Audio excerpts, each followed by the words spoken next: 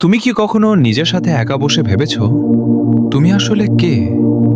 এই দেহটা তুমি না, এই নামটা তুমি না, এই পরিচয়, এই দুনিয়া সবই সাময়িক একটা পর্দা। আসল তুমি লুকিয়ে আছো তোমার অন্তরের গভীরে, যেখানে কোনো মানুষ পৌঁছাতে পারে না, কিন্তু আল্লাহ সব সময় সেখানে উপস্থিত। মানুষ দুনিয়া গড়তে ব্যস্ত, কিন্তু নিজের আত্মাকে গড়ার সময় পায় না। এটাই সবচেয়ে বড় ক্ষতি। তুমি হয়তো অনেক কিছু অর্জন করছো, কিন্তু নিজের হৃদয়কে হারিয়ে ফেলছো। এটা কি কখনো অনুভব করো?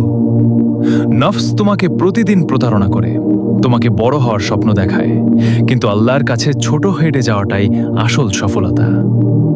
নীরবতার মাঝেই আত্মার কথা শোনা যায়, রাতের অন্ধকারেই সবচেয়ে বেশি আলো পাওয়া যায়, আর চোখের পানিতেই হৃদয় পরিষ্কার হয়।